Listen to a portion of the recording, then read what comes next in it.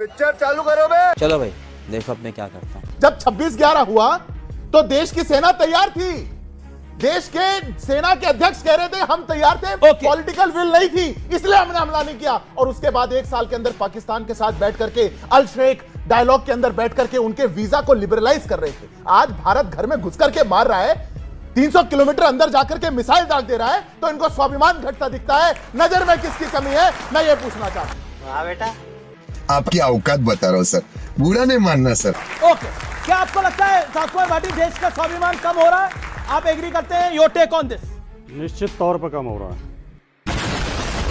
अभी सिद्धार्थ भाई कह रहे थे कि 26/11 में सेना तैयार थी। सेना तो जब संसद पर हमला हुआ था तब भी तैयार थी।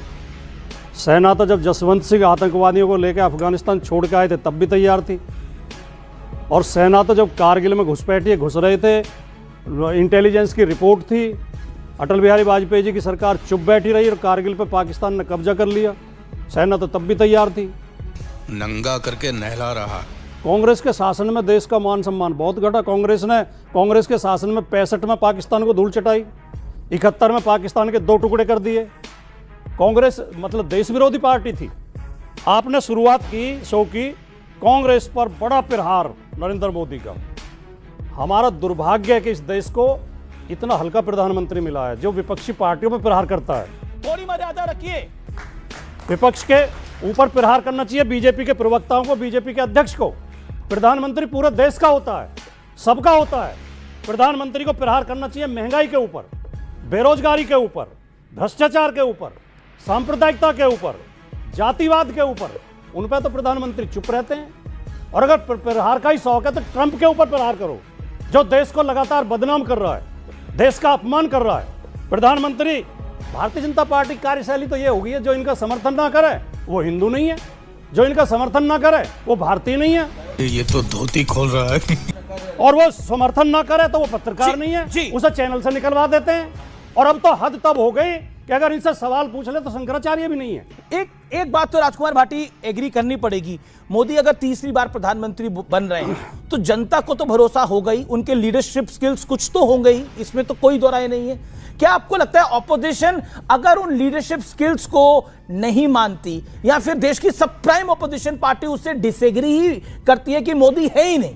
अभी भी खड़गे साहब का हम बयान सुन रहे थे, खड़गे साहब कह रहे थे कि वो चाय बेचते थे, कौन सी केतली में बेचते थे, कितने लोगों को देते थे। ये आपको लगता है मोदी को नीचा दिखाकर काम हो जाएगा? नहीं, अगर मोदी जी देश के प्रधानमंत्री बने हैं और भारतीय जनता पार्टी सत्ता में आई है तो जनता के समर्थन से आई है। लेकिन ये भी एक सच्चाई है कि जनता का समर्थन धीरे धीरे कम हो रहा है। 2019 में 303 सीट मिली थी, 2024 में 240 मिली हैं, तो समर्थन तो काफ़ी कम हुआ। खड़गे जी जो कह रहे हैं वो ये कह रहे हैं कि मोदी जी को झूठ बोलने की आदत है। जैसे मोदी जी ने एक बार कहा कि मैं सड़क से जा रहा था, एक आदमी केतली उल्टी करके नाली की गैस से चाय बना रहा था। वो आज तक किसी दूसरे आदमी को नहीं मिला। वो आदमी वो ये कहते हैं कि मैं वडनगर स्टेशन पर चाय बेचा था करता था, उस समय वडनगर स्टेशन था ही नहीं। ओके, जवाब इतना झूठ बोलते हैं वो। ये एक मानसिकता होती है अमीश जी। चाय बेचना, चाय का मजाक बनाना आज से थोड़ी शुरू हुआ, 14 से शुरू हो गया था। इनके ही नेता मणिशंकर अय्यर ने 14 में कह दिया था कि चाय बेचनी है तो हमारे कांग्रेस के अधिवेशन में आकर स्टेशन कब बना। पूरी जनता ने ऐसी हालत कर दी कांग्रेस पार्टी की कि आज तक नहीं बढ़ पाई। दूसरी बात बता, अरे उत्तर तो सुनिए, हिम्मत तरीके सुनने की। कांग्रेस पार्टी रोज ये क्यों करेगी? ये एक बार थोड़ी है। कभी कहेंगे रावण, कभी कहेंगे मौत का सौदागर, कभी कहेंगे हिटलर की मौत मरेगा, कभी प्रधानमंत्री को कहेंगे मोदी तेरी कब्र खुदेगी, आज नहीं तो कल खुदेगी।